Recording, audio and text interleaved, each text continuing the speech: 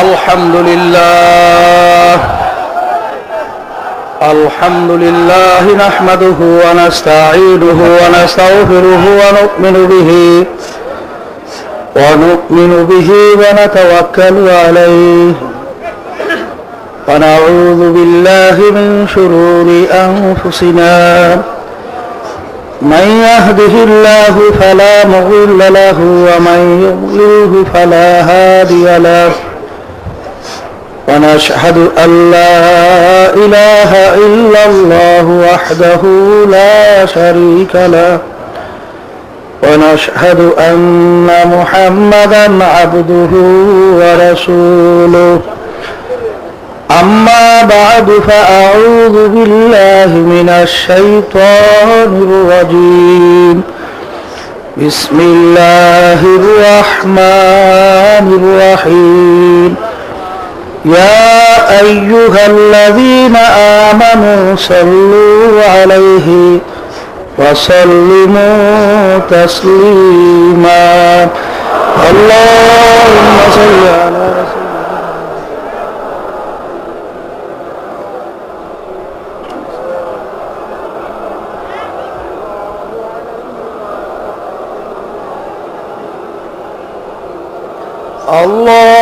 اللهم صل على سيدنا ونبينا شفيعنا وحبيبنا ومولانا محمد صلى الله عليه وعلى آله وأصحابه وبارك وسلم اللهم صل على سيدنا ونبينا شفيعنا وحبيبنا ومولانا محمد صلى الله عليه وعلى آله وأصحابه وبارك وسلم أعوذ بالله من الشيطان الرجيم بسم الله الرحمن الرحيم والذين آمنوا أشد حبا لله صدق الله العلي العظيم আল্লাহ পাক রব্বুল আলামিন দেবে লাখ কোটি শুকরিয়া আদায় করতেছি যে মহান রব্বুল আলামিন আপনাকে আমাকে ফাল্গুন মাসের মাহফিলের মাগরিবের পরের বৈঠকে বসার তৌফিক দান করলেন শুকরিয়া তার সবাই বলি আলহামদুলিল্লাহ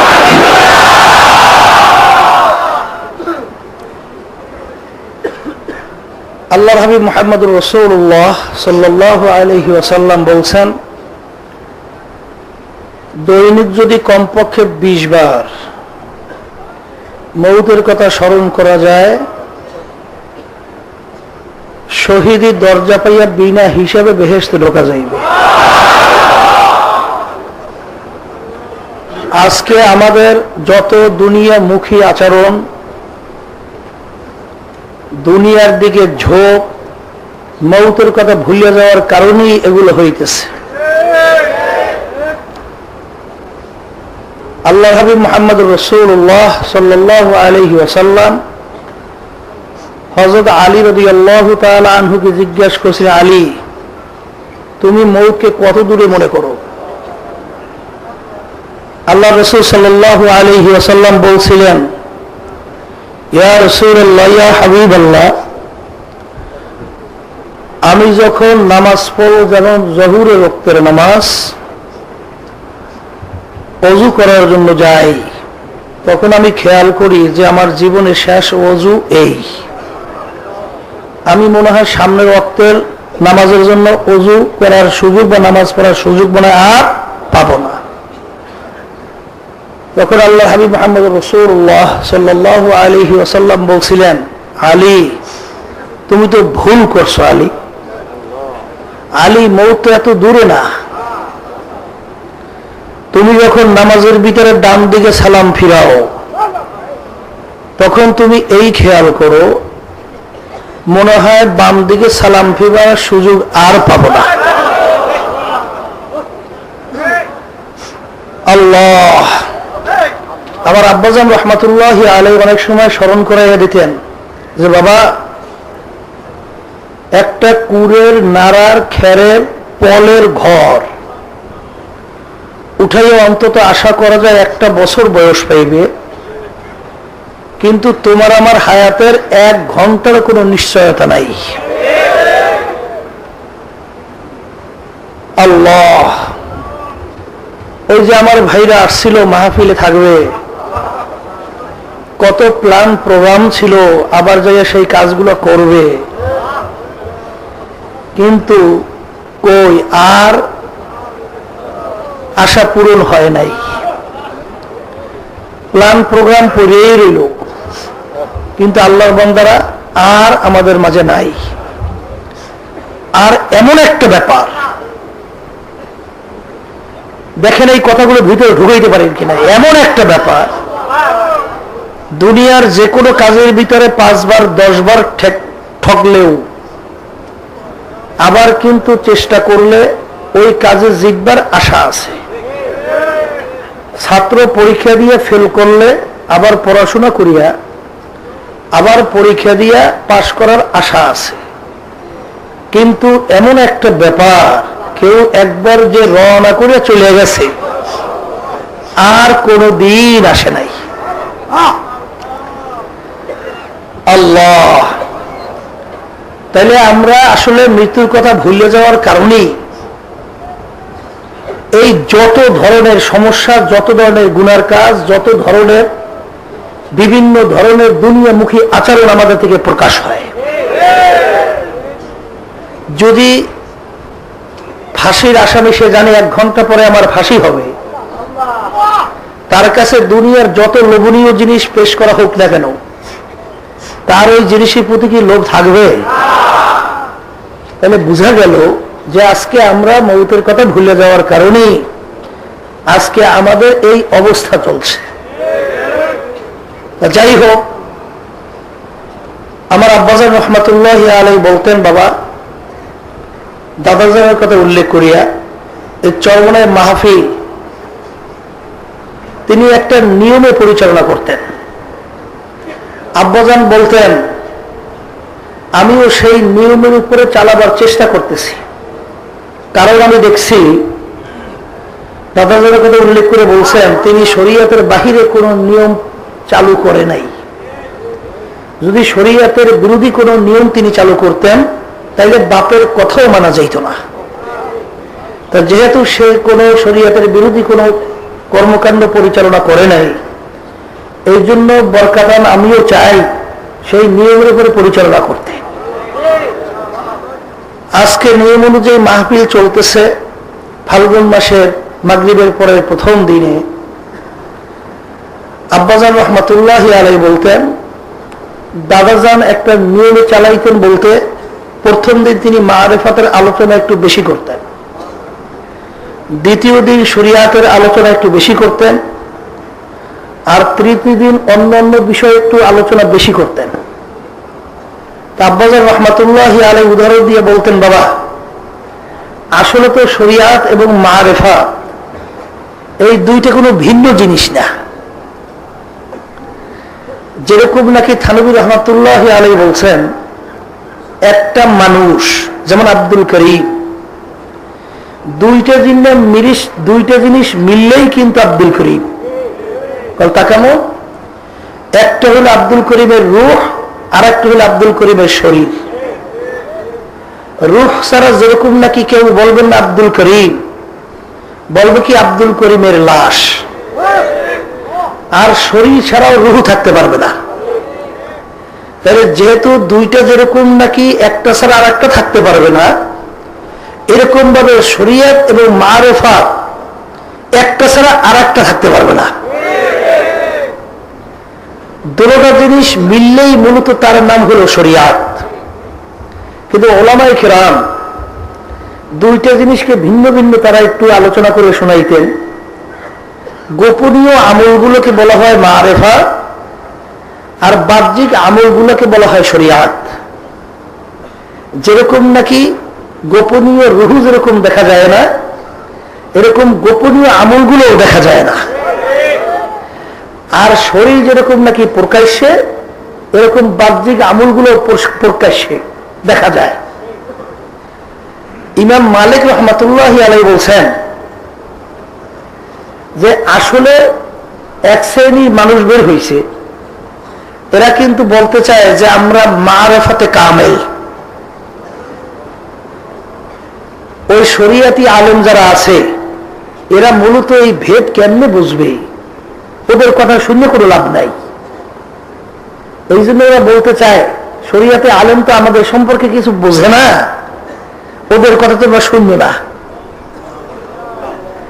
ওই মারেফাত দাবিদাররা এই জন্য তারা এই শরিয়াতের বাহ্যিক নামাজ পড়ে না, পর্দা করে না, সুন্নাত তরিকা অনুযায়ী চলে না, হারাম হালাল তবিজ করে চলে না, কারণ এরা তো মারেফাতে কামেল হয়ে গেছে। এখন এগুলো লাগবে কিসে? কথা ঠিক না? এই জন্য দেখবেন ওই মারেফাতে আল্লাহর একটা কথা বলে, দিলের পর্দা বড় পর্দা, বাহিরের পর্দা উঠাও রে। ওরা আবার বলতে চায় মারেফাত দাবিদার যে কালাম হলো 90,000, শরিয়াতি আলেমেরা জানে 30,000, আর 60,000 যে বাকি রয়ে গেছে এই যে শরিয়াতি আলেম তারা জানে না। তাহলে শরিয়াতি আলেম তারা জানে 30,000, আর আমরা জানি 60,000, 30,000 তো জানি, আরো 60,000 বেশি জানি, এই জন্য আমরা কামেল। আর ওরা হইল কিছু বোঝে না, ওরা আসলে পুরোপুরি দিনের পথে নাই। আব্বাজান রহমাতুল্লাহি আলাইহি একটা উদাহরণ দিয়ে সুন্দর বুঝাইতেন যে বাবা, সবে মেহরাজে আল্লাহ হাবিব সাল্লাল্লাহু আলাইহি ওয়াসাল্লাম যখন গেছিলেন, তার সঙ্গী ছিল জিবরাইল আলাইহিস সালাম। এমন একটা জায়গায় যাইয়ে পৌঁছলো, জিবরাইল আলাইহিস সালাম বললেন, ইয়া রাসূলুল্লাহ, ইয়া হাবিবাল্লাহ, এখন সামনে পথ আপনার একাই চলতে হবে, আমার সামনে এক পাও দেওয়ার কোনো শক্তি নাই, তাহলে আমার সমস্ত কিছু সব পুরিয়ে আমি সারখার হয়ে যাব। এখন আল্লাহ রাসূল সাল্লাল্লাহু আলাইহি ওয়াসাল্লাম একা চলতেছেন, তার ভিতরে ভয় ভয়। আল্লাহ রাব্বুল আলামিন তার সবচেয়ে কাছের সাথী আবু বকর সিদ্দিক রাদিয়াল্লাহু তাআলা আনহু, তার আওয়াজ আল্লাহর হাবিবের কানে পৌঁছাইতে রইল। তিনি চলতেছেন, তখন তার কাছে মনে হইতেছিল যে আমার সঙ্গী আবু বকর আমার সঙ্গে আছে। তাই সেখানে জিবরাইল আলাইহিস সালাম পর্যন্ত যাইতে পারে নাই, কথা বলল আল্লাহ এবং আল্লাহর হাবিব মুহাম্মদুর রাসূলুল্লাহ সাল্লাল্লাহু আলাইহি ওয়াসাল্লাম। সেখানে জিবরাইল আলাইহিস সালাম যাইতে পারে নাই।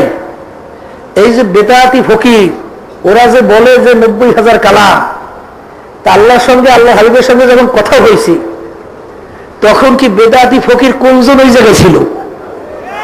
কোন ফকির ছিল? তাহলে ওরা কিভাবে জানলো যে কালাম 90 না 60,000 না 30,000? ওরা বুঝলো কিভাবে?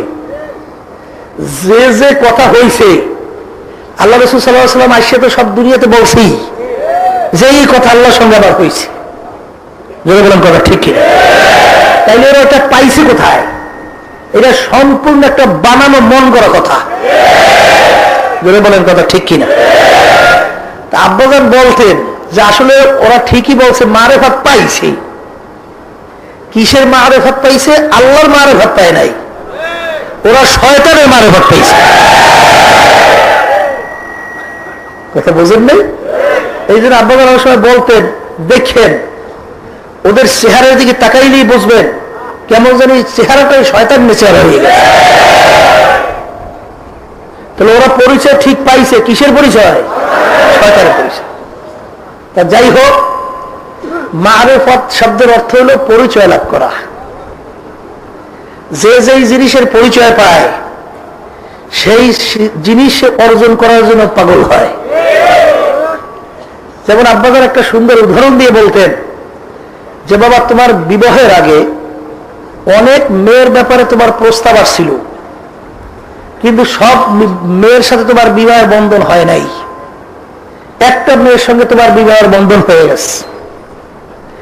এখন যার সঙ্গে তোমার বিবাহের বন্ধন হয়ে গেল, তার সঙ্গে তোমার ওঠা বসা করতে করতে পরিচয় পাইতে পাইতে তার ব্যবহার ভালো, তার গুণ ভালো, সে আপনাকে আদর করে ভালো, আপনার খেদমতে সে ভালো, এরকম পরিচয় পাইতে পাইতে পাইতে পাইতে এমন মোহাব্বত আপনার তার ভিতরে ঢুকছে, অন্য অন্য মেয়ে যাদের ব্যাপারে আপনার প্রস্তাব আসছিল বিবাহের, তারা যদি মারাও যায়, দেখবেন আপনার কিন্তু একটু আফসোসও লাগে না। কিন্তু যেই মেয়ের প্রস্তাবের মাধ্যমে আপনার সঙ্গে বিবাহ বন্ধন হয়ে গেছে, তার যদি একটু অসুখ হয়ে যায়, দেখবেন আপনার চোখের পানি কিন্তু ঠেকাইও রাখতে পারবেন না। কারণ কি, অন্য অন্য মেয়েদের ব্যাপারে প্রস্তাব আসছে, কিন্তু তাদের সাথে আপনার পরিচয় হয় নাই। আর এই আপনার স্ত্রীর সঙ্গে আপনার পরিচয় হওয়ার পরে এখন তার প্রতি আপনার এমন মহব্বত ঢুকছে, সে একটু অসুবিধায় পড়লেই আপনি অস্থির হয়ে যান। তাহলে মারেফাত শব্দের অর্থ পরিচয় লাভ করা। দুনিয়ার ভিতরে আমরা যারা নাকি টাকার পরিচয় পাইছি, তারা দেখবেন টাকা কামাইয়ের জন্য পাগল। যারা মেম্বারের পরিচয় পাইছে, মেম্বার হওয়ার জন্য পাগল। যারা চেয়ারম্যানের পরিচয় পাইছে, চেয়ারম্যান হওয়ার জন্য পাগল। যারা এমপির পরিচয় পাইছে, এমপি হওয়ার জন্য পাগল। যারা মিনিস্টারের পরিচয় পাইছে, তারা মিনিস্টার মন্ত্রী হওয়ার জন্য পাগল। যারা নাকি মুফতি মুহাদ্দিসের পরিচয় পাইছে, মুফতি মুহাদ্দিস হওয়ার জন্য পাগল। যারা নাকি পীরের পরিচয় পাইছে, পীর হওয়ার জন্য পাগল। যারা সভাপতি সেক্রেটারি পরিচয় পাইছে, সভাপতি সেক্রেটারি হওয়ার জন্য পাগল। আর এক শ্রেণীর মানুষ আছে যারা আমার মাওলার পরিচয় পাইছে, তারা আমার মাওলাকে পাওয়ার জন্য পাগল। আল্লাহু আকবার। এখন আসেন, মানুষ কিন্তু মানুষের জন্য পাগল হয় যে কোনো একটা কারণে। তার চেহারা সুন্দর, তার কথা সুন্দর, তার ব্যবহার সুন্দর, সে আমার বিপদের সময় আগাই আসছে, এই যেই বিপদে আগাই আসছে আমি আর বলতে পারি না। এই বিভিন্ন কারণে কারণে কারণে মানুষের পরিচয় লাভ করে এবং মহব্বত আসে। জোরে বলেন কথা ঠিক কিনা? আমার মাওলার পরিচয় যদি একবার কারো ভিতরে আসে, সে মাওলার পাগল না হইয়া কোনোদিন পারে না। এই পরিচয় লাভ করতে যাইয়া রাবিয়া বসরি রহমতুল্লাহ আলাইহা, তিনি একদিন এক হাতে আগুন আর এক হাতে পানি নিয়া তিনি দৌড়াইতে আছেন আর বলতেছেন, আর জজবা সহকারে দৌড়ায়। লোকেরা জিজ্ঞাসা করলে, তুমি কোথায় যাও? তোমার এই পানি দিয়ে কি করবা, আগুন দিয়ে করবা কি? বলে, আমি আগুন নিয়ে দৌড় দিতেছি এর জন্য যে আগুন দিয়ে মাওলার বেহেশত থেকে আমি জ্বালাইয়ে সারখার করে দেব। লোভীর দলেরা, যারা নাকি বেহেশত পাওয়ার আশায় আমার মাওলার ইবাদত করে, যদি বেহেশতই না থাকে তাহলে তারা কোন আশায় ইবাদত করবে? আর যারা নাকি এই আগুন দিয়ে পানি দিয়ে আমি রওনা করছি, জাহান্নামের আগুন আমি নিবেই দেব, কারণ ভিতুর দলেরা, যাদের জাহান্নামের ভয়, মাওলার ইবাদত করে, যদি জাহান্নামে আগুনই না থাকে তাহলে তো আর ভয় নাই, কিসের আশায় ওরা ইবাদত করবে? আসলে আমার মাওলার মহব্বত কেউ ইবাদত করে না, সবাই জ্বালায় সরকার করে দেবে। এরা কিন্তু একটা জজ অবস্থা। আবার এইটা বললে কেউ বললে না, হুজুর তাহলে বেহেশতের আশায় ইবাদত করা যাবে না, তা না। বেহেশতের আশায় তো ইবাদত করাই লাগবে। বরং আল্লাহ রাব্বুল আলামিন দোয়া শিক্ষা দিয়েছে, তোমরা আমার কাছে বেহেশত চাও। কথা ঠিক না? তাহলে বুঝা গেল এমন ভাবে মুহাব্বত ঢুকছিল। আল্লাহু আকবার। এমন ভাবে মুহাব্বত ঢুকছিল, যেই মুহাব্বতের কারণে তার এই অবস্থা তৈরি হয়ে গেছে। আমার মানুষ যেই যেই কারণে পাগল হয়, আমার মাওলার কোন দিক থেকে কম আছে সেই গুণ? সৌন্দর্যের দিক থেকে আলোচনা করবেন। আল্লাহ রাব্বুল আলামিন সে সুন্দর কেউ আছে নাকি? কিয়ামতের ময়দানে যখন আল্লাহর পাগলেরা উঠবে, আল্লাহ রাব্বুল আলামিন আল্লাহর পাগলদের সামনে এসে আল্লাহকে দেখা দেবে। আল্লাহর বান্দারা আল্লাহ রাব্বুল আলামিন থেকে এমন ভাবে তাকাইয়ে থাকবে, 40,000 বছর চলে যাবে, তাদের আর কোনো খেয়াল থাকবে না। যখন আল্লাহ রাব্বুল আলামিন গায়েব হয়ে যাবেন, তখন তারা বলবেন, মাওলাকে এখন দেখাবে, এখন গায়েব হয়ে গেল। তখন ফেরেশতারা বলবেন, না না, আল্লাহ রাব্বুল আলামিনের দিদারে তোমাদের 40,000 বছর কেটে গেছে। তো আল্লাহ রাব্বুল আলামিনের সুন্দর কিছু নাই। সুরের কথা বলবেন। দাউদ নবী আলাইহিস সালাতু ওয়াস সালাম, তিনি যখন নাকি জবুর কিতাব তেলাওয়াত করতেন, তখন গাছের পাখি পর্যন্ত সব ধ্যান সহকারে তার ওই তেলাওয়াত শুনতেন, এমনকি নদীর মাছ পর্যন্ত আইসা তার তেলাওয়াত শুনতেন। আল্লাহ রাব্বুল আলামিন কিয়ামতের ময়দানে দাউদ আলাইহিস সালাতু ওয়াস সালামকে বলবে কোরআনুল কারীম তেলাওয়াত করতে, সবাই শুনতে থাকবে, শেষ পর্যন্ত আল্লাহ রাব্বুল আলামিন নিজে কালাম তেলাওয়াত করে শোনাইবে। তাইলে সুরের দিক থেকে আমার মাওলার চেয়ে আর কেউ এত সুন্দর সুর নাই। কোন দিকে বলবেন? দয়ার দিক থেকে বলবেন। দয়ার দিক থেকে আমার মাওলার চেয়ে আর কেউ দুনিয়াতে দয়ালু বেশি নাই। বলে তা কেমন? দুনিয়াতে এখনই পরীক্ষা করে দেখবেন, মায়ের চেয়ে আদরে তো দুনিয়ার কেউ হইতে পারে না। বাপ মা সন্তানকে আদর করে, সন্তান বাপ মাকে আদর করে, কিন্তু এই বাপ মার সঙ্গে যদি সন্তান একবার নয় দুইবার নয় কঠিন কঠিন বড় বড় কয়েকবার অন্যায় করে, বাপ সন্তানকে ত্যায্য পুত্র করে ঘর থেকে বের করে দেয়। মা এই পেপারের ভিতরে বাংলাদেশে আসছিল, অন্য লোকের মাধ্যমে মা সন্তানকে মারিয়ে ফেলেছে। বাংলাদেশ পেপারে সন্তান বাপের বিরুদ্ধে কেস দেয়, বাপ সন্তানের বিরুদ্ধে কেস দেয়। তাইলে বুঝা গেল এর চেয়ে মহব্বতে আর কেউ থাকতে পারে না। জোরে বলেন কথা ঠিক কিনা? বন্ধুকে মহব্বত করেন, এক পর্যায়ে এরকম অনেক সময় ঘটে যায়, এমন শত্রু হয় বন্ধু বন্ধুকে মারিয়ে ফেলায়। দলের লিডারকে মহব্বত করেন, দলের সঙ্গে একবার দুইবার তিনবার নিয়ম অনুযায়ী ব্যতিক্রম করছেন, লাঠি বেঁধে দল থেকে বের করে দেয়। তাইলে আর আমার মাওলার কেমন দয়া, কেমন দয়া, একটু চিন্তা করে দেখেন। আল্লাহ রাব্বুল আলামিনের সে দয়াশীল আর কেউ হইতে পারে না। আল্লাহ রাব্বুল আলামিন সবসময় চায় কিভাবে বন্দাবান দেখি মাফ করবে। ওই একটা ঘটনা হাদিসের কিচ্ছা, এক আল্লাহর বান্দা গুনাহ করতে করতে এক পর্যায়ে তার মনে পড়িয়ে গেল যে আমার কবরে কি অবস্থা হবে, আমার হাসরে কি অবস্থা হবে, আমার কিয়ামতের ময়দানে কি অবস্থা হবে, মিজান পৌঁছাতে আবার কি অবস্থা হবে। এই চিন্তা করার পরে তিনি চিন্তা করে দেখলো যে আমি তওবা করব, তওবা করবে আলেমের বাড়িতে যাইতে হবে। যখন নাকি তিনি আলেমের বাড়িতে রওনা করলেন, তার হায়াত শেষ হয়ে গেছে। পথের মধ্যে আল্লাহ রাব্বুল আলামিন তাকে দুনিয়া থেকে নিয়ে গেছে, অর্থাৎ তিনি মৃত্যুবরণ করলেন। তিনি দুনিয়া থেকে বিদায় হয়ে পড়িয়ে আস, জাহান্নামের ফেরেশতারা আসছে তার জান নেওয়ার জন্য, বেহেশতের ফেরেশতারাও আসছে তার জান নেওয়ার জন্য। এখন দুই দলের ভিতরে এক পর্যায়ে কে জান নেবে? জাহান্নামের ফেরেশতা বলতেছে সে তো এখন পর্যন্ত তওবা করতে পারে নাই, তাহলে তো রুহু আমরা খাবো। আর ফেরেশতারা বলতেছে আল্লাহর বান্দা তো তওবা করার জন্য রওনা করছে, রুহু আমরা খাবো। আল্লাহ রাব্বুল আলামিন ফয়সালা করে দিলেন যে পথ মারতে দেখো জায়গা, সে যেই জায়গায় বিদায় হয়ে দুনিয়া থেকে চলে গেছে ওই জায়গা থেকে তার বাড়ি কাছে না আলেমের বাড়ি কাছে? যদি আলেমের বাড়ি কাছে হয় তার রুহু নিয়ে যাইবে বেহেশতের ফেরেশতারা, আর যদি তার বাড়ি কাছে হয় আলেমের বাড়ি দূরে হয় তার রুহু নিয়ে যাইবে জাহান্নামের ফেরেশতারা। আসলে ঘটনাটা ছিল সে যেই জায়গায় মারা গেছে ওই জায়গা থেকে তার বাড়ি ছিল কাছে, আলেমের বাড়ি ছিল দূরে। আল্লাহ রাব্বুল আলামিন জমিনকে ডাক দিবেন, হে জমিন, ওই বন্ধের জন্য আলেমের বাড়ি কাছে হয়ে যা আর তার বাড়ি দূরে হয়ে যা।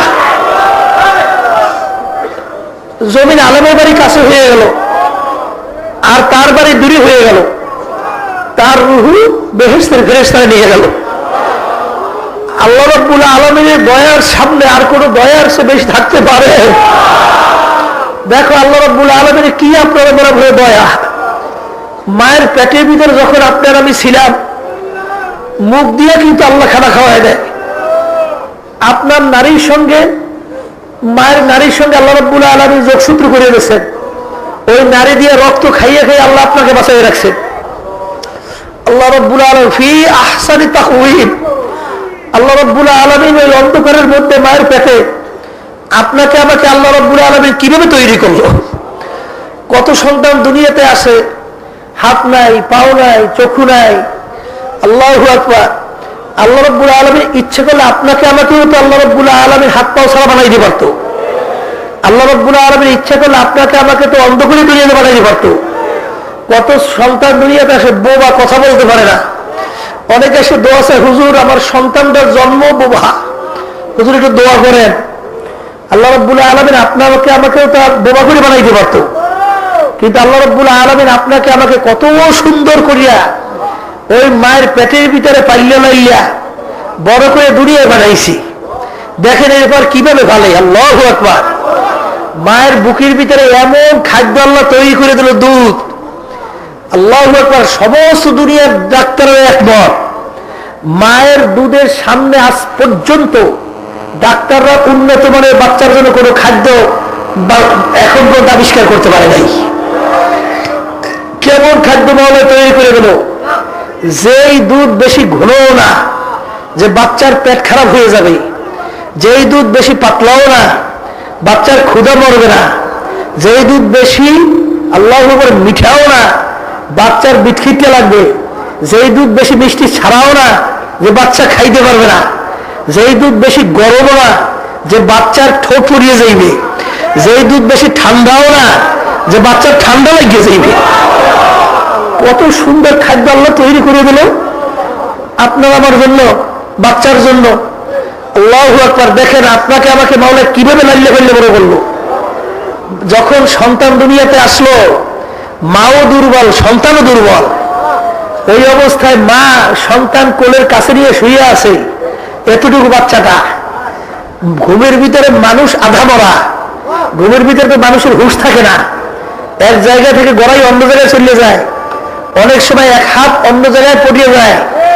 কিন্তু এই বাচ্চারা যে মায়ের পেটের পাশে শুয়ে রইল, মায়ের পাশে যে শুয়ে রইল, মা তো ঘুমের ঘরের ভিতরে একটু উল্টি মারলেই তো এই বাচ্চার মায়ের পেটের নিচে, পিঠের নিচে পড়িয়া ছোট বাচ্চা তো চ্যাপ্টা হয়ে যাওয়ার কথা ছিল।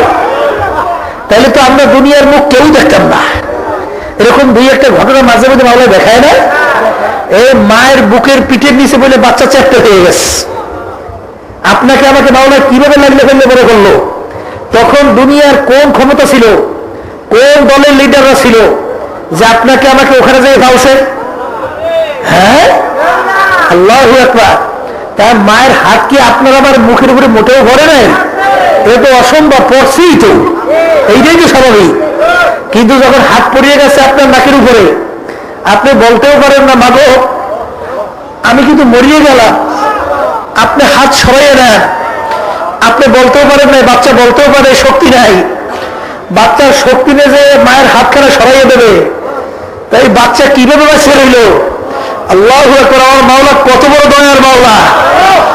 আল্লাহু আকবার। আমার মাওলা ডাক দিয়ে বলেন, লা তাখুযুহু সিনাতুন ওয়ালা নাউম।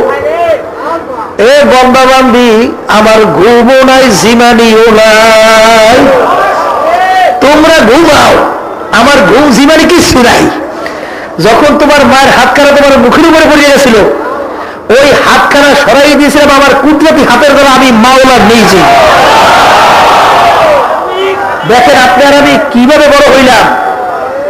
আস্তে আস্তে আল্লাহ রাব্বুল আলামিন আপনাকে আমাকে আস্তে আস্তে বড় করতেছে। এখন আপনার আমি কথা বলতে পারি, আব্বাকে আব্বা বললে ডাক দেই, আব্বার কলিজার ঠান্ডা হয়ে যায়, সন্তান ডাক দিছে। মায়ের কলিজার যখন আম্মা করে ডাক দেয়, মায়ের কলিজার ঠান্ডা হয়ে যায়, সন্তান ডাক দিছে। দূর থেকে এরকম ভাবে ডাক দেয়, বাবা আসো, জানে যে আসতে পারবে না। ওই বাচ্চা বাপ মা যখন ডাক দিছে, হাত এরকম ধরিয়া সন্তান মায়ার দৌড় দেয়, তখন বাচ্চা ঠাস করে হরিয়ে যায়, পড়ে যায়, জোরে চিল্লানি শুরু করে।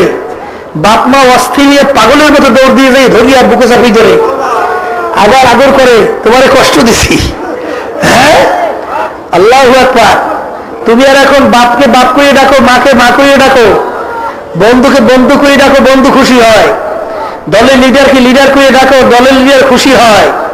কিন্তু আমার মাওলা তোমাকে আমাকে জবান দিছিল, যেই জবান দিয়ে বাপ মাকে ডাকছো, কিন্তু আমার মাওলাকে কি তুমি আর আমি একবারও মাওলাকে ডাক দিছি? অনেকেই তো দেই না। তোমার আমার সে নেমোখানে আমার দুনিয়া হইতে পারে? তাহলে বোঝা গেল, যেই আল্লাহর বান্দাবান্দি আমার মাওলার পরিচয় পাইছে, সেই আল্লাহর বান্দাবান্দি আমার মাওলার পাগল না হইয়া পারে না। জোরে কথা ঠিক না? আল্লাহু আকবার, আল্লাহু আকবার। আসেন, আমার মাওলা কত বড় দয়ার মাওলা, আপনাকে আমাকে কিভাবে মাওলা তৈরি করলো দেখেন। মুখ বানাইছে ছোট বাচ্চা, ছোট ছোট দাঁত, মুখ ছোট, দাঁতও ছোট। যখন নাকি একটু বড় হয়েছে, ছোট দাঁতগুলো করে বড় দাঁত ওঠে। এবার মনে করছেন যে নিয়ম এইটাই? না না, এ আমাদের সর্বনাইতেও আছে। এই ছোট দাঁত করে বড় দাঁত উঠছে, আবার ওই বড় দাঁত পড়ছে, আবার বড় দাঁত উঠছে। ওই সর্বনাইতেও আছে। আল্লাহ রাব্বুল আলামিন মাঝে মাঝে দেখায় যে দেখ, আমি কিন্তু এটা নিয়ম না, ইচ্ছে করলে আবার ফালাই আবার উঠাইতে পারি। কারণ এখন ওই মুখ বড় হয়েছে, ছোট ছোট দাঁত থাকলে তো এখন ওই শক্ত খাদ্য খাইতেও পারবেন না, আর মুখ ভালোও দেখাইবে না। এই জন্য আবার বড় দাঁত উঠেই গেছে। দেখেন মাওলা কিভাবে আপনাকে আমাকে তৈরি করলেন, ফি আহসানি তাকওয়িম, কত সুন্দর সুরতে আপনাকে আমাকে তৈরি করলেন। দেখেন জিহ্বা আল্লাহ রাব্বুল আলামিন তৈরি করছেন। আল্লাহু আকবার। ওই জিকিরের রসে দ্বারা, মাওলার জিকিরের রসে দ্বারা জিহ্বাখানে ভিজিয়ে রাখো। আল্লাহু আকবার। তাহলে বুঝে গেল দেখেন আল্লাহ রাব্বুল আলামিন কিভাবে জিহ্বাটা তৈরি করছেন। এরপর আল্লাহ রাব্বুল আলামিন নাক তৈরি করছেন কোন জায়গায়? খাদ্য যখন নিয়ে আসবেন, আসার সঙ্গে সঙ্গে ঘেরান বললে দেবে খাদ্য ভালো না মন্দ। যদি পিছনে নিয়ে নাক ফিট করতো, পিছনে খাদ্য নিয়ে ঘেরান নিয়ে তার মুখে দেওয়া লাগতো। দেখেন চক্ষু যদি পিছনে যেত, পিছনে চক্ষু দেখে হইয়ে মুখে দেওয়া লাগতো। আল্লাহ রাব্বুল আলামিন কত সুন্দরভাবে আপনাকে আমাকে তৈরি করছে। আল্লাহু আকবার। দেখেন চামড়া, এই যে খেসাগুলো তৈরি করছে, এই খেসাগুলোর সামনে এরকম ভাবে তৈরি করছে, সামনে যে কাটা। কারণ দেখবেন যে বন্দাবান্দি পড়িয়ে যাইতে পারে, যদি এক জোড়ায় থাকে বাইরে সুন্দরই জিবি, এরকম ভাবে স্প্রিং এর কাজে তৈরি করছেন, সহজে ভাঙে না। ঠিক না? দেখেন আল্লাহ রাব্বুল আলামিন আপনাকে আমাকে কিভাবে তৈরি করলেন। আল্লাহু আকবার। আমার মাওলাকে চেনেন। দেখেন আল্লাহ রাব্বুল আলামিন আপনাকে আমাকে দুনিয়ায় পাঠাইলেন, পাঠাইয়া আল্লাহ রাব্বুল আলামিন তার সমস্ত নেয়ামত কিভাবে তৈরি করলেন একদিনও তো চিন্তা করে দেখলেন না। যে আজকে আপনার আমি জমিনের ভিতরে হাঁটতেছি, কিন্তু এই জমিন আল্লাহ রাব্বুল আলামিন কিভাবে তৈরি করছেন। এই জমিনের নিচে খুবলেই পানি পাওয়া যায়। ওদিকে দেখেন এত বড় বড় পাহাড়, মাইলকে মাইল, শত শত মাইল লম্বা, এত বড় উঁচা। আল্লাহ রাব্বুল আলামিন জমিনকে ঠিক রাখার জন্য প্যারাক স্বরূপ পাহাড় আল্লাহ রাব্বুল আলামিন তৈরি করছে। দুনিয়ার কোন বৈজ্ঞানিক আবিষ্কার করতে পারছে যে পাহাড়গুলো কিভাবে সৃষ্টি হয়েছে? হ্যাঁ, দেখেন আল্লাহ রাব্বুল আলামিন কিভাবে এই পাহাড়কে তৈরি করলেন।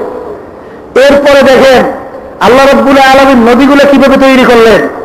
পানি নদীর তলদেশে দেখবেন ওই বৈজ্ঞানিকরা আবিষ্কার করছে, সমুদ্রের নিচে এমন বাগান আল্লাহ তৈরি করে দিয়েছেন। ওই বৈজ্ঞানিকরা যে আণবিক বোমা যে পরীক্ষা করে, ওই বৈজ্ঞানিকরা বলছে ওই বোমা যদি সমুদ্রে পরীক্ষা করা হয়, নিচে যে বাগান আছে ওই বাগান সব ধ্বংস হয়ে যাবে, তাহলে দুনিয়াতে মানুষ আর বেঁচে থাকতে পারবে না। দেখেন যত নোংরা পানি নদীর ভিতরে নামে, দেখেন আল্লাহ রাব্বুল আলামিন সমুদ্রের পানি কিভাবে তৈরি করছে। ওখানে যে পড়তে দেরি, সব পানি হয়ে যেতে দেরি না, সব দেরি শুয়ে যায়। কিভাবে আল্লাহ রাব্বুল আলামিন সমুদ্র তৈরি করলেন। আল্লাহু আকবার। ওই এক সমুদ্রে যায় নাকি জাল বায়, মাছ ধরে, এগুলোকে আলাদা জিজ্ঞাসা করে সমুদ্রের অবস্থান যদি বলেন। আল্লাহু আকবার। তখন বলতে হুজুর সমুদ্রের অবস্থানটা ওই অনেক জায়গায় ওই ভাম কয়, ভাম ওই এক বাও 3.5 হাত, এইবারে এক ভাম। বলে হুজুর অনেক জায়গায় সমুদ্রের পানি দেখছি 15,000 ভাম, অনেক জায়গায় 25,000 ভাম। হুজুর অনেক জায়গায় নাই ভাম। বলে নাই ভামটা কি? বলে হুজুর আমরা ওই 25,000 না কত পর্যন্ত এই ভাম নিচে ফালাইতেই রয়েছি, কিন্তু কোন সমুদ্রের তলদেশ তালাশ করে পাই না। এইটাই হুজুর নাই ভাম। ওই শুনলাম সেদিনকার এই যে সমুদ্রের কাছ দিয়ে আসলাম, ওই যে সুনামি হয়েছিল, সুনামি যে আমাদের বাংলাদেশ দিকে আসা শুরু করছিল, ঘুরিয়ে চলে গেছে ওই কোন দেশে জানি, ইন্দোনেশিয়া দিকে চলে গেল। বলতেছিল যে হুজুর হঠাৎ সমুদ্রের পানি 100 ফুট উঁচু হয়ে গেছে, 100 ফুট উঁচু হয়ে এমন ভাবে দৌড় দেয়। তাহলে হুজুর সমুদ্রের ঢেউর অবস্থানটা বলতেছিল, বলে এমন ভাবে হুজুর দৌড় দেয়, একটা লোক দেখার জন্য হতে আছে, বন্যা শুরু হয়েছে, পানি আসতেছে, দৌড়ে এসে ভেরির উপরে গেছে দেখার জন্য। ভেরিতে নামলে তাকাই দেখে পানি আসতেছে বহু দূরে, ধৌধু করতে করতে দৌড়ে ভেরিতে ওঠার আগে আস্তে সে পানি ভিতরে তলাইয়ে গেছে। তারপর সে সাঁতরাইয়া তারপর ভেরির উপরে উঠছে। এত স্পিডে এত জোরে পানি ধাক্কা দিল কে? এ কোন শক্তি যে কিয়ামতের ময়দানে এই ঘোষণা হয় যে আজকে সমস্ত মানুষ বেহেশতে যাবে, শুধু একটা লোক জাহান্নামে যাবে। আমার ভয় হইতেছে সেই লোকটা আমি ওমর হইতে পারি। তাহলে ঈমান বলা হয় ঈমান বাইনাল খাউফে ওয়ার রাজা, ঈমান বলা হয় আশা নৈরাশা, এর মাঝখানের অবস্থার নাম হলো ঈমান। অনেকে একটা আশা ছাড়িয়ে বলছে। একজন বলতে আছে, আমি জিজ্ঞেস করি কি আপনি নামাজ পড়েন না, আপনি দিনের পথে চলেন না? তখন বলতে আছে আমার মাওলা তো গফুরুর রহিম, সেদিকে তাকাই আছি। আমি বলি মাশাআল্লাহ, কথাটা তো ভালো, কিন্তু আল্লাহ রাব্বুল আলামিন গফুরুর রহিম কার প্রতি হইবে? যে নাকি মালিকের হুকুম অনুযায়ী চলবে, সেই গোলামের প্রতি তো মালিকের মানে রহমত আসবে বা দয়া আসবে। বলে কথা ঠিক না নাকি? মালিকের হুকুম যেই গোলাম মানবে না, সেই গোলামের প্রতি কি মালিকের কোনো দয়া আসবে নাকি? কি জোরে করে আসে? আপনাদের কারো আসে নাকি? একটা লোক আপনার কাজ করতেছে, কথা শোনে না, আপনার সাথে বেয়াদবি করে, ওর প্রতি আপনার কোনো দয়া আসবে? কোনো দয়া আসবে না। তাহলে বুঝা গেল গফুরুর রহিম তো তার জন্য যে নাকি মালিকের হুকুম, আল্লাহ রাব্বুল আলামিনের তাহরিয়া সিফাত সেদিকে তো তাকায় নাই। তাহলে দোনোটার সমন্বয় মাঝখানের অবস্থার নাম কি? বিভিন্ন ধরনের শক্তিকে ভয় পায় মানুষ, শক্তির পূজারী। কথা ঠিক না বেঠিক? শক্তির দিক থেকে তাকায় আমার মাওলা সবচেয়ে বড় শক্তিশালী। জোরে বলে কথা ঠিক না বেঠিক? আল্লাহু আকবার। আমার মাওলা সবচেয়ে বড়, আমার মাওলা শক্তির দিক থেকেও বড়, দয়ার দিক থেকেও বড়। জোরে বলে কথা ঠিক কিনা? ওই শক্তি প্রয়োগ করতে গেছিল বাংলাদেশে, কিন্তু একটা কথা শোনা যায় মাঝে মধ্যে, ওই দেখেন না যে বিভিন্ন বন্যা হইলে তখন পেপার পত্রিকায় লেখে প্রাকৃতিক দুর্যোগ। শোনেন না? প্রাকৃতিক দুর্যোগ ব্যাখ্যা তারা কি করে তা জানেন? আপনি আপনি হয়েছি সবাই জোরে নাউজুবিল্লাহ জানেন। এই প্রাকৃতিক দুর্যোগের সাথে মোকাবিলা করতে হবে, অর্থাৎ এর সাথে যুদ্ধ করতে হইবে, মানে ফিরেইতে হইবে। দেখে না পেপার পত্রিকায় এ সম্পূর্ণ একটা কি কথা, কথা কন, এই সম্পূর্ণ একটা কুফুরি কথা না? এই অনেকে আছে মোকাবিলা করে। ওই আমেরিকায় 18 ফুট না জানি 30 ফুট চওড়া করিয়া শীষে ডাইলে প্রাচীর তৈরি করছিল চতুর্পাশে, মোকাবিলা করে। তাই মাওলায় দেখাইছে মোকাবিলা তো করছো, ওই আইসে পানিতে একটা ধাক্কা দিচ্ছে, এক ধাক্কায় ওদের সেই শীষে গেলা প্রাচীর কোথায় নিশ্চিহ্ন হয়ে গেছে খবর নাই। আমাদের দেশে একজন ছিল, ওই নামটা নাই, সে একটা ঘর বানাইছে এত মজবুত যে এই চৌমনার ভিতরে এত মজবুত ঘর কেউ ছিল না। এখন ওদিকে একটু পিড়ি পিড়ি বৃষ্টি পড়তেছে না জানি কি, একটু বন্যাও ছাড়ছে। এখন স্ত্রীকে বলতে আছে, আমার গ্রামের বাসায় যে একটা কথা কইয়া কলে খইবাস, কলে আপনার কি একটু আল্লাহ কথার মোড়ে ভয় নেই? দেখেন না বন্যা শুরু হয়েছে, আপনি কন খইবাস একটু আল্লাহ আল্লাহ করেন।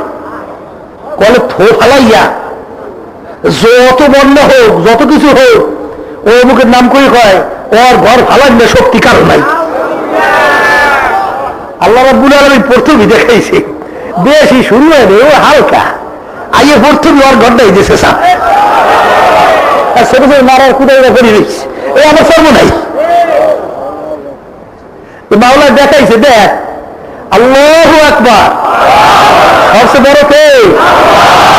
আল্লাহু আকবার। তাইলে বুঝা গেল আল্লাহ রাব্বুল আলামিন মাঝে মধ্যে দেখায়। ওই টাইটানিক জাহাজ বানাইছিল না, হ্যাঁ, বানাইয়ে বলছিল কি যে এই দেশ ধ্বংস করার নষ্ট করার শক্তি আর নাই। প্রথম নামছে পরীক্ষা, ট্রাইলে নামছে। যখন প্রথম নামছে আল্লাহ রাব্বুল আলামিন এই কিঞ্চিত একটু কি না কয় না বড় বড়, ওই বড় করে একটা ঝাপ আসছে, একশো একটা সাপ, একশো শেষ। এর মাঝে মধ্যে মাওলা দুই একটা ঘটনা দেখায়, কথা ঠিক কিনা? এই শক্তির দিক থেকে বড় কে? আরে সেটা বললেও গেছেন ফজলুল করিম রহমতুল্লাহ আলাই, দেখাইয়াও গেছে ফজলুল করিম রহমতুল্লাহ। আল্লাহু আকবার বর্তমানে এক শ্রেণী ভাই আমার ভাই হয়েছে, এরা বলতে চায় এই দল ক্ষমতায় না এলে আর বাঁচতাম না। তাহলে বাঁচেন না মালিক কেনা এই দল? তা তোমার কি আল্লাহ আছে? ইমান আছে তো? আর হযরত রহমতুল্লাহি আলাইহি বলছিলেন সমস্ত শক্তির মূলকে কি হইবে তা জানি না, দেখাই গেছেন। আমরা অনেক সময় ভয়তো অস্থির হয়ে গেছি, সুযোগ পাইয়া আমাদের ছাত্ররা বিশ্বাস করতে বাজারে যাইতে পারে নাই, ওই অবস্থায় অ্যারেস্ট করে ফেলে গেছে। আমি পর্যন্ত জেলে যাইয়া আসছি, আমার ভাইরাও জেলে ঢুকিয়ে আসছে, কিন্তু আল্লাহর কুতুব বলছে সবচেয়ে বড় কে? দেখাইয়াও গেছে, দেখতেও যায় নাই। কিসের কলমা পড়ছি আর কিসের আল্লাহর ফিরি মানাচ্ছি? সবচেয়ে বড় কে? শক্তির চেয়ে সবচেয়ে বড় আল্লাহ। তাহলে বুঝা গেল এই ভিতরে অবস্থান তৈরি করতে হবে। যদি আল্লাহর ফজল করে আল্লাহকে সবচেয়ে বড় শক্তিশালী মনে করি, বর্তমানে বিভিন্ন ধরনের কথা হতে হবে। হ্যাঁ, এই যে সর্বনাশ, হুজুর মোটেও থাকবে না, সব খাজুর হয়ে যাইবে, সব মারবে। তাহলে মারুন না মালিক দল, হ্যাঁ? আর এক দল আবার এই বিভিন্ন কায়দায় ওই কান্দে হাত দিয়ে ইসলামের হুকার করে। এ সম্পূর্ণ একটা অযৌক্তিক কথা। আজ পর্যন্ত কেউ কোনদিন অনিসলামের সাথে জোর হইয়া ইসলামের উপকার নিতে পারে নাই। এটা হয় নাই, হবেও না। তাহলে বুঝে গেল আল্লাহু আকবার সবচেয়ে বড় কে? এটা কি ভিতর দেখেন না খালি মুখ দেখেন? নাম কিন্তু তিন জিনিসের নাম। কয় জিনিসের নাম?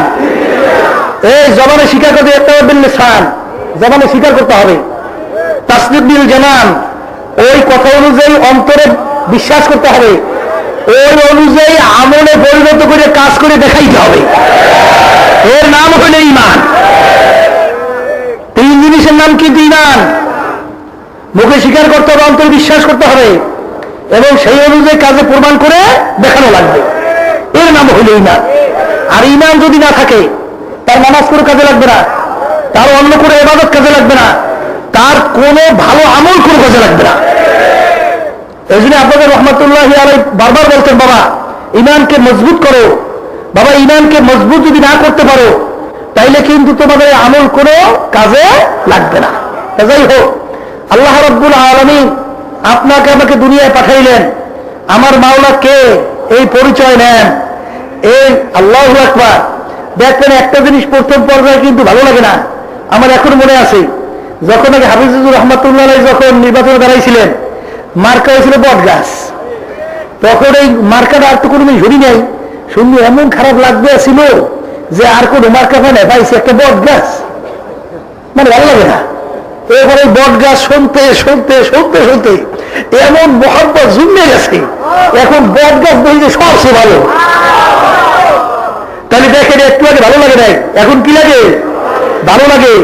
তাহলে এইরকম ভাবে আল্লাহ রাব্বুল আলামিনের মহব্বত ভিতরে ঢোকে নাই, এই জন্য এই কথাও শুনতে ভালো লাগে না। আল্লাহর কথা যখন আলোচনা হয় তখন ভালো লাগে না।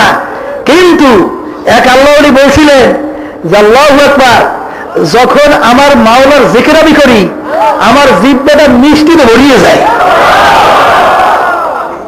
একই তো বুঝবার জিনিস, একই তো বোঝাবার জিনিসটা। তাহলে বুঝা গেল আমার মাওলা কেমন আপনার আমার উপরে দয়া। একটু চিন্তা করেন, একটা নেয়ামতের শুকরিয়া আদায় করার শক্তি দুনিয়ার কোনো মানুষের নাই। আজকে দল আপনাকে আমাকে একটু টাকা দিয়েছে, অথবা একটু আপনাকে বিভিন্ন কেসে বা বিভিন্ন সহযোগিতা করছে, এই জন্য আপনি জান দিয়া রক্ত দিয়া এরপর আপনি তার পিছনে নামিয়ে গেছে। কিন্তু আমার মাওলার নেয়ামত একটাও চিন্তা করছে? একটাও চিন্তা করছে? আজকে যদি দুনিয়া আমার মাওলার চক্ষু আপনাকে আমাকে না দিতেন, দুনিয়ার এমন কোন দলের শক্তি ছিল যে আপনাকে আমাকে চক্ষু দিতে পারবে? এরকম পারবে? তাহলে পারবে না। চক্ষু নিয়ে আমাদের শুক্রিয়া কি আদায় করলেন? আল্লাহ এই যে বাতাস, আপনাদের রহমতুল্লাহ বলতে যেই জিনিস যত জরুরি তত আল্লাহ রাব্বুল আলামিন সহজ করে দিয়েছে। শর্ত মানুষের বেশি দরকার কি? বাতাস। দেখবেন বাতাস আল্লাহ রাব্বুল আলামিন সবসময় নাকের ভিতরে ঢুকিয়ে গেছে, কষ্ট করে তারা সরে লাগে না, টান দেবেন বাতাস হয়ে গেছে। ঠিক না? এরপরে দরকার পানি। পানি কিন্তু অত সহজ করে না, একটু কষ্ট করে আনা লাগে। কথা ঠিক না ঠিক? তাই যেই যে যত বেশি দরকার সেইটা আল্লাহ রাব্বুল আলামিন তত সহজ করছে। কথা ঠিক না? এই বাতাস নেয়ামত আপনার আমি মাওলা টানতেছি ছাড়তেছি, আল্লাহু আকবার। আবার মাওলা যদি তার এই নেয়ামত বাতাস 5 মিনিটের জন্য বন্ধ করে দেয়, বর্মায় আর থাকবে? প্রেসিডেন্টগিরি থাকবে? হ্যাঁ, পীরের পীরগিরি আর থাকবে? মুফতির মহাদ্দেশগিরি মুফতিগিরি থাকবে? সব এলা আসল ঘটিয়ে থাকবে। এই নেয়ামত বাতাস কার? এই যাদের নাকি অনেক সময় আমি আলোচনা করে শুনাই, আপনাদের শুনাইছেন, যাদের নাকি শ্বাস টানতে ছাড়তে কষ্ট হয়, অক্সিজেন অভাব হয়ে গেছে, অক্সিজেন দিয়ে টানে, দেখবেন কত টাকা বিল উঠে যায়, অক্সিজেন টানতেছে ছাড়তেছে। কিন্তু আপনার আমি 70-80 বছর পর্যন্ত, অনেক 100 বছর পর্যন্ত এই যে মাওলার নেয়ামত বাতাস টানলেন ছাড়লেন, এর বিনিময়ের মাওলাকে বলেন কি?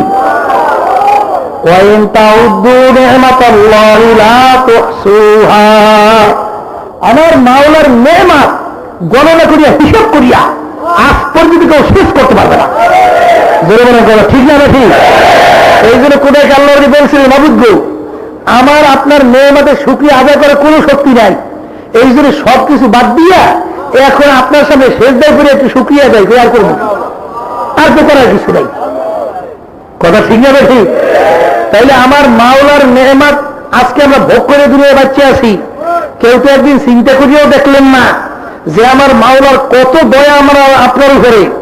এই দয়া আজকে ভুলে যাওয়ার কারণে, আজকে মাওলার আলোচনা না থাকার কারণে আজকে কিন্তু মহাব্বত জমছে দলের লিডারদের গতি, আজকে মহাব্বত জমছে বন্ধুদের গতি, আজকে মহাব্বত জমছে টাকার গতি। জোরে বলেন কথা ঠিক কিনা?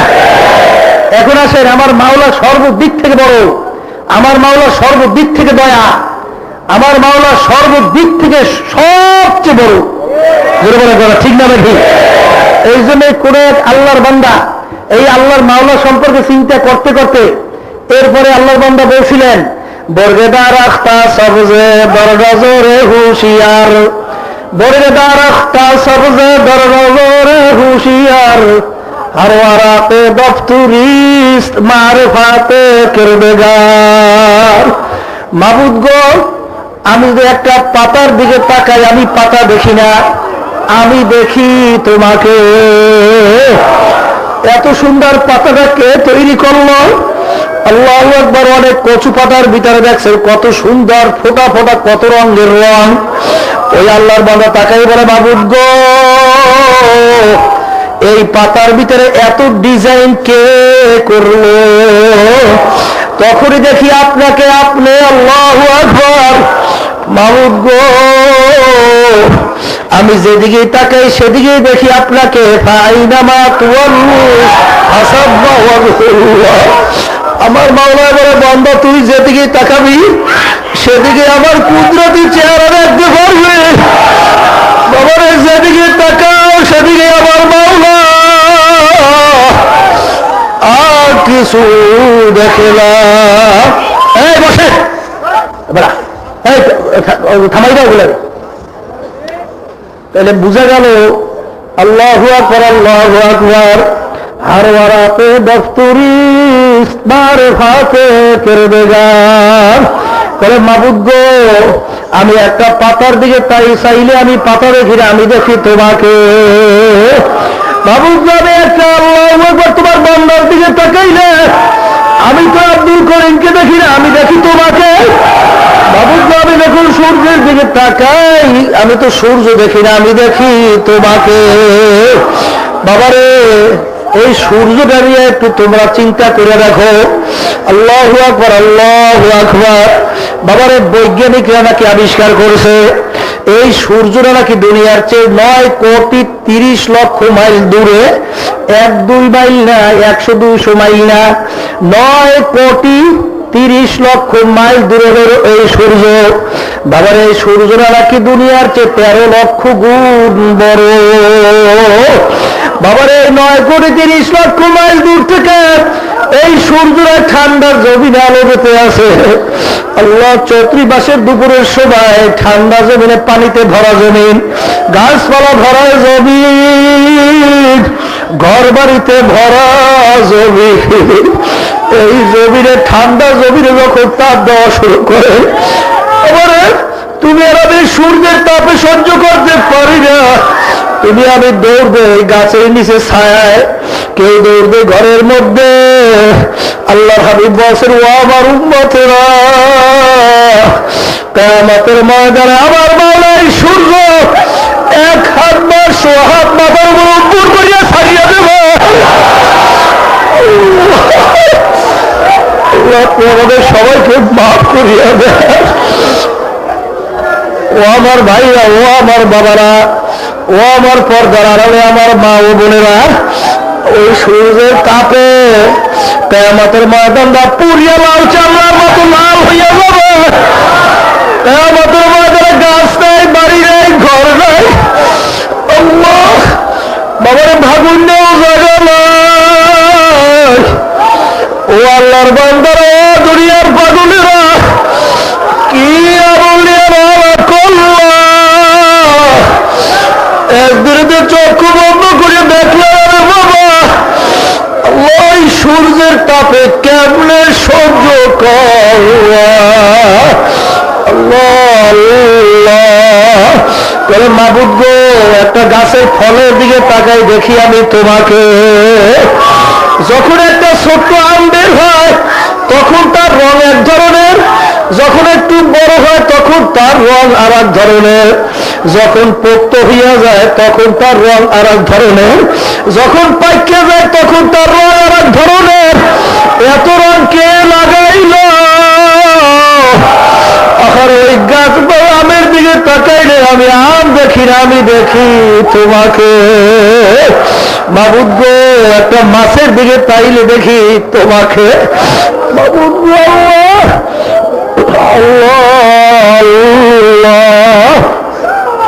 বাবারে, একটা ইলিশ মাছের ভিতরে কত কায়দা করি আমার মাওলা তৈরি করলো। বাবারে, একটা ইলিশ মাছের মাথার মাছের এক মজা, লেজের মাছের এক মজা, পিঠের মাছের এক মজা, পেটের মাছের আর এক মজা। এত স্বাদ কে লাগাইলো? আমি দেখি তোমাকে। তাফাক্কুরু সাআতান ফি খালকিল্লাহ খায়রুম মিন ইবাদাতি 60 ওয়া ফি রায়াতিন 70 ওয়া ফি রায়াতিন 80 সানা। আল্লাহ নবী বলেন, আমার মাওলার মাখলুকাত সম্পর্কে যদি 1 ঘন্টা তুমি চিন্তা করো, 60 বছর নফল ইবাদতের ভিতরে লিপ্ত থাকলে যেই সব হইবে, ওই পরিমাণ সব বান্দার আমলনামায় জমা হয়ে যাইবে। অন্য রায়াতের মধ্যে আছে 70 বছর নফল ইবাদতের সব বান্দার আমলনামায় জমা হয়ে যাবে। অন্য রায়াতের মধ্যে আছে 80 বছর নফল ইবাদতের সব আল্লাহ আল্লাহু আকবার বান্দা আমলনামার ভিতরে জমা করিয়া দেবে। কারণ কি, ওই বান্দা বান্দি যখন আমার মাওলার মাখলুকাত সম্পর্কে চিন্তা করে, তখন ওই আল্লাহর বান্দা বান্দির কাছে আমার মাওলার ওই মাখলুকাতের খালেকের পরিচয় আসিয়া যায়, যে কে বানাইল। বাবার এই আসমানটা বিনা খুঁটিতে কে ঝুলাইয়া রাখলো? এই সূর্যটা বিনা খাম্বায় বিনা রশিদে কে ঝুলাইয়া রাখলো?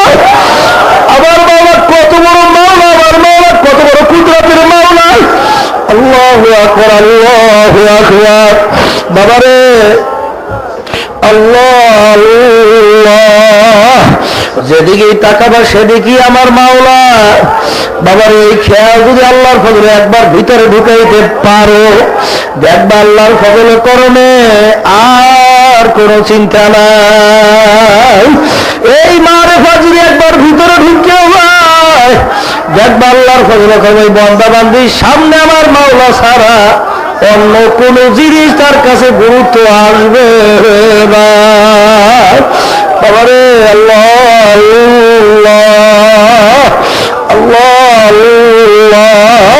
বাবারে, ওই বাদশাহ ছেলে মজনু লায়লার পাগল হয়েছিল। আল্লাহু আকবার, আল্লাহু আকবার।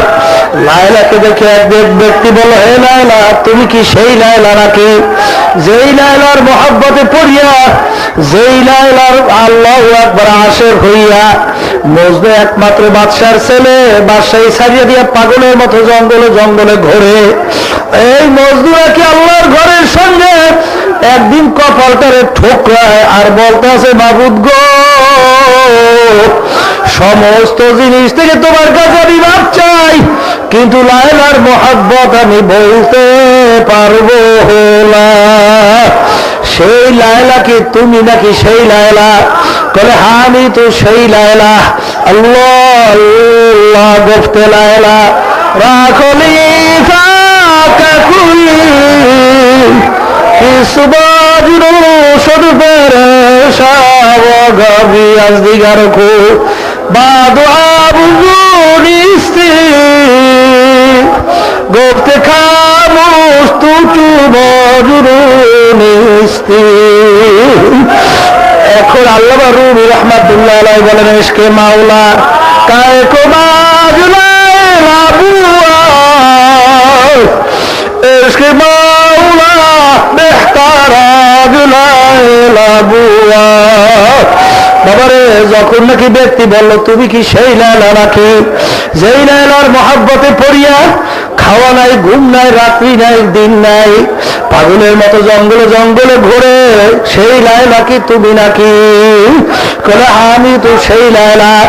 তখন ব্যক্তি উত্তর দেয় আসলে তো মজনু একটা পাগল, আসলে তুমি তো এমন কোন সুন্দরী রূপসী না যে তোমার সে সুন্দরী রূপসী লায়লার বাবা ইচ্ছা করে আনতে পারবে না।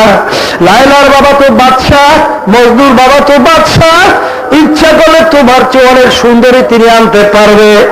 আসলে তো মজনু একটা পাগল। তখন লায়লা উত্তর দেয় হে বোকা চুপ কর, চুপ কর, তুই তো আর মজনু না, তুই তো আর মজনু না। তোর চক্ষু দুইটা মজনু চক্ষু দুইটা তোর চক্ষের মধ্যে লাগাইয়া যদি আমি লায়লার দিকে একটা নজর তাকাইতে পারো, দেখবি তামাম দুনিয়ার মধ্যে আমি লায়লার চেয়ে সুন্দরী আর তাকে তালাশ করিয়া পাওয়া যাবে না। আল্লাহ আল্লাহ। এখন আল্লামা রুমি রাহমাতুল্লাহ আলাইহি বলেন ইশকে মাওলা কায়ে কো মাজলাইলা বুয়া ইশকে মাওলা বেহতারা জুলাইলা বুয়া।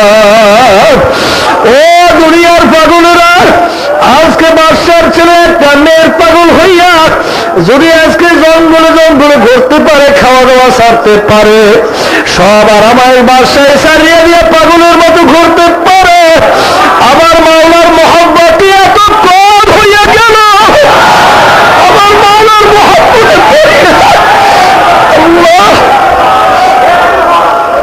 বন্ধবান্ধী সমস্ত কিছু কেন ছাড়তে পারবে না? আল্লাহ বাবারে আল্লাহ আল্লাহ মাওলা আল্লাহু আকবার আল্লাহু আকবার। ও আল্লাহ জান্নাত দো লোক সে यार अब क्या करे आरज़ू है मैं तुमसे देखा करे। বাবারে কোন এক আল্লাহর বান্দা বলছিল বাবু জান্নাত দোজখ দিয়ে আমি কি করব, আমি চাই একটু তোমার সঙ্গে দেখা করতে, তোমাকে আমি কিভাবে দেখবো?